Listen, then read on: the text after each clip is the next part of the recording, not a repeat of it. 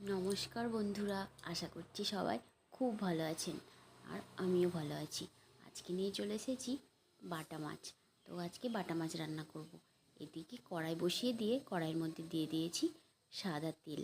রান্নাটা আজকে সাদা তেলে করব। আর এদিকে নিয়ে নিয়েছি বেশ কিছুটা পরিমাণ বাটা মাছ। মাছের মধ্যে লবণ আর হলুদ মাখিয়ে নিয়েছি। তেলটা গরম হয়ে গেছে, একে একে আমি মাছগুলো দিয়ে দেব। তো একে একে মাছগুলো এইভাবে সমস্ত তেলের মধ্যে দিয়ে দেব। আর আমি আজকে মাছটা রান্না করব পেঁয়াজ, টমেটো আর আলু দিয়ে।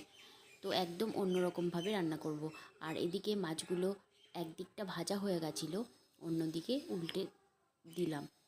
মাছগুলো ভাজা হয়ে গেছে, মাছগুলোকে তুলে নেব। একইভাবে পুরো মাছটাই ভেজে নেব। এদিকে ওই মাছ ভাজার তেলের মধ্যে আমি দিয়ে দেব কালো জিরে, শুকনো লঙ্কা আর তেজপাতা। এখানে আমি ফোড়নে কালো জিরে দিয়েছি আর শুকনো লঙ্কা, তেজপাতা। মিষ্টি গন্ধ বেরালে ওর মধ্যে দিয়ে দেব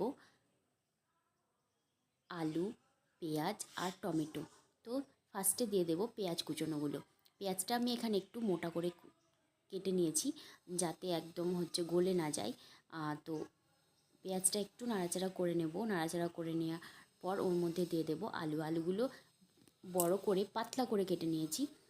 তো এদিকে আলুটাও দিয়ে দিলাম। আলু আর পেঁয়াজটা ভালোভাবে ভেজে নেব। এদিকে আলু পেঁয়াজের মধ্যে দিয়ে দেব লবণ আর হলুদ, যাতে লবণ হলুদ দেওয়ার পর আলুটা ভালোভাবে ভাজা হয়ে যায় আর পেঁয়াজটাও ভালোভাবে ভাজা হয়ে যাবে। তো এইভাবে নাড়াচাড়া করে আলু পেঁয়াজটা একটু ভাজা করে নেব। এইভাবে কিন্তু বাটা মাছ রান্না করলে দারুণ হয় খেতে। আর একটু গ্রেভিভাবে বানাতে হবে, তাহলে খুব ভালো হয় খেতে। তো এদিকে দিয়ে দেব আদা রসুন বাটা। আলু পেঁয়াজটা একটু ভাজা হয়ে গেছিলো, ওর মধ্যে আমি আদা রসুন বাটাটা দিয়ে দিলাম।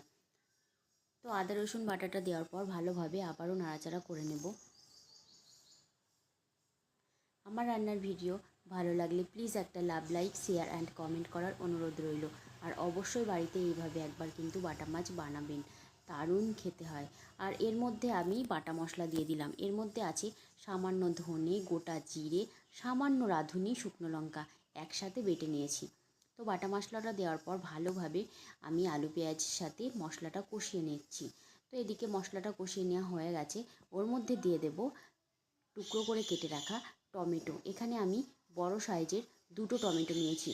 একদম টমেটোটা আমি গলে যেতে দেব না, বেশ হালকাভাবে সেদ্ধ হয়ে যাবে, কিন্তু টমেটোটা গোটা থাকবে, এরকমভাবে কষিয়ে নেব। তো এদিকে বেশ ভালো মতো কষানো কিন্তু হয়ে গেছে। এরপর আমি ওর মধ্যে দিয়ে দেব জল। একটু বেশি পরিমাণে জল দেব, কিছুক্ষণ ফুটিয়ে নেব তার জন্য। তো এদিকে জলটা আমি দিয়ে দিচ্ছি। জলটা দেওয়ার পর আমি ফুটতে দেব কিছু সময়। তো এদিকে ভালো মতো ফুটে গেছে আর মাছগুলো এবার আমি এর মধ্যে দিয়ে দেব।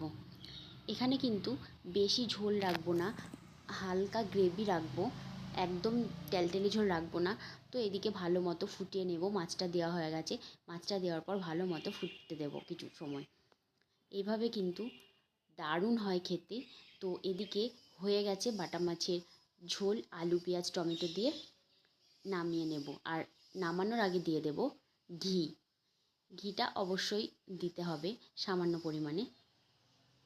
তো ঘিটা দেওয়ার পর একটু নাড়াচাড়া করে নেব। আর দেখতেও কিন্তু দুর্দান্ত হয়েছে, খেতেও খুব ভালো হয়েছিল।